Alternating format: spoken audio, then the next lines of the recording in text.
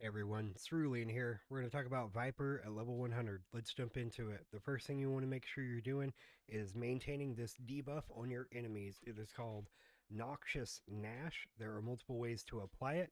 You can do it with single target through Dreadwinder or Dread Fangs. You can do it with AoE through Dread Maw or Pit of Dread.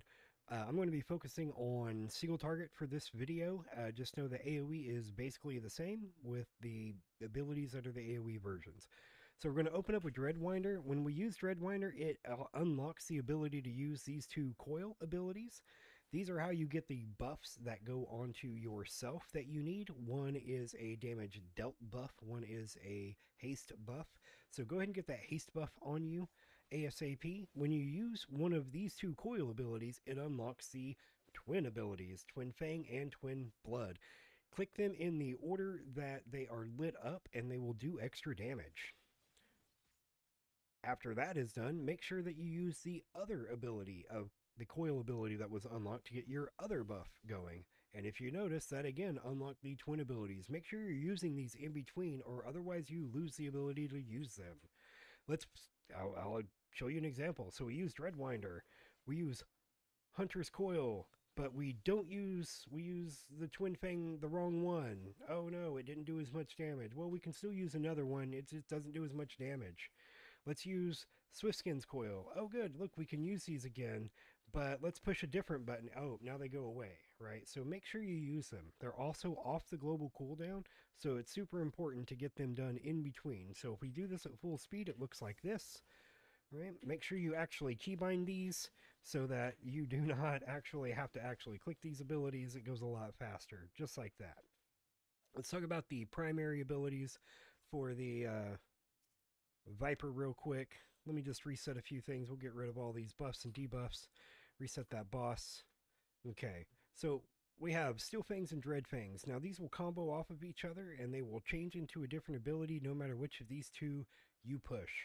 They both debuff the enemy and grant the buffs that we got from these three abilities.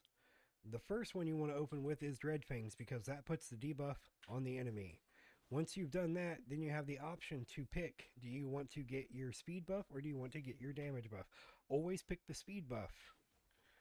Your third option, it does not matter. I suggest, though, that you pick the one that is the same one that you picked previously so that you are using the same button every time.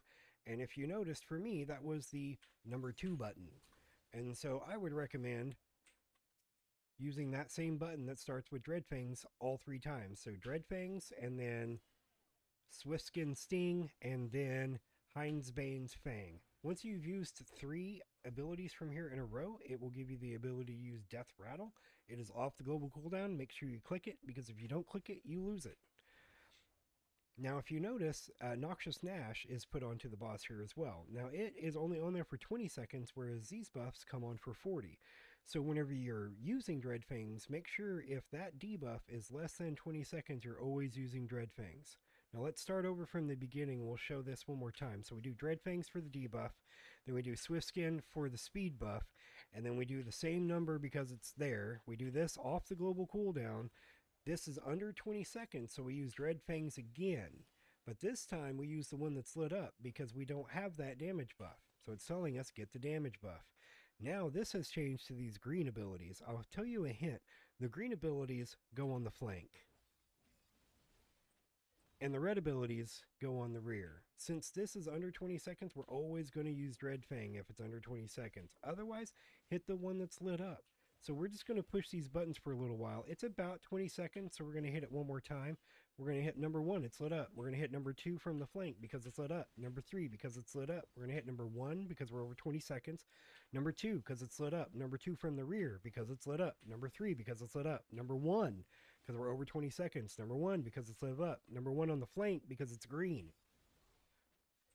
It's that easy, right?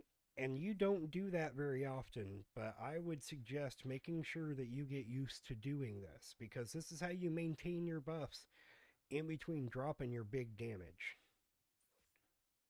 I'm going to go ahead and drop all these again one more time, because now we have 100 of this. I don't remember what it's called. Does it even matter? We're maxed out on our Reawaken ability.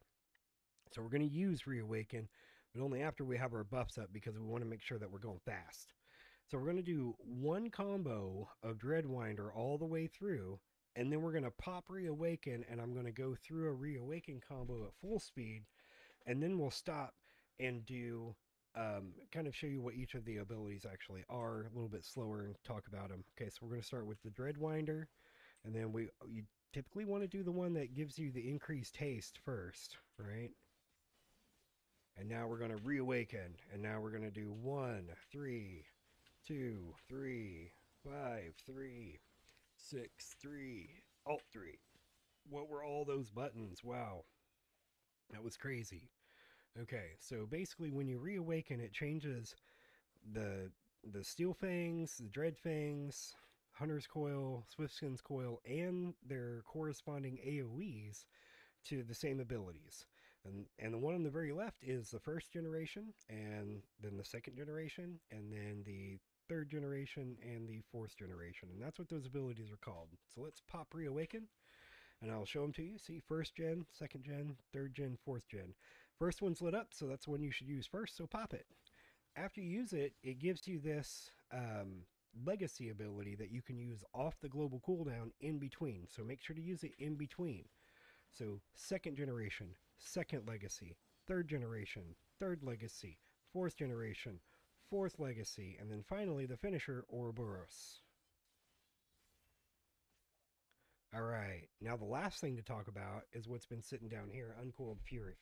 Uncoiled Fury is an extra ability, damage ability. It does more damage than your basic stuff, so if you don't need to maintain your buffs, you can pop this guy. Whenever you pop Uncoiled Fury, again, it gives you the twin abilities, Twin Fang and Twin Blood. And again, if you do Twin Fang first and Twin Blood second, they will both do increased potency. Now, the nice thing about Uncoiled Fury and its associated twin abilities is that it's actually ranged. And so you can use this ability whenever the boss punts you away to maintain uptime and damage on the boss. So, this is Viper in a nutshell. I think it's super easy to play. AoE is everything is exactly the same, except for instead of using Steel Fangs and Dread Fangs, you use Steel Maw and Dread Maw. Instead of using Dreadwinder, you use Pit of Dread. Whenever you use Pit of Dread, it unlocks Hunter's Den and Swiftskin's Den. When you use these abilities, just like you do the Coil ones, it unlocks the Twin Fang and Twin Blood abilities. So it's very similar, right? Well, here, let's go do one quick AoE. So I start with AoE. I do 2, 2, and then 2 again, and then 3 because it always hit 3 if it's up, and then 1, 1, 1. And this gives you all of your buffs. And now we can hit our big abilities with buffs already rolling. And I did those ones backwards, my bad. Right? And all of these are AoE abilities. And so they just... And it's the same thing as what we did with the single target, right? And what's nice is that Reawaken is an AoE ability. So whenever it pops, you do a lot of damage with it to everything. So... I guess that's it, right? Good luck. Have fun. If you like this kind of video, let me know. If you don't, let me know. I don't really care, though. So, anyway,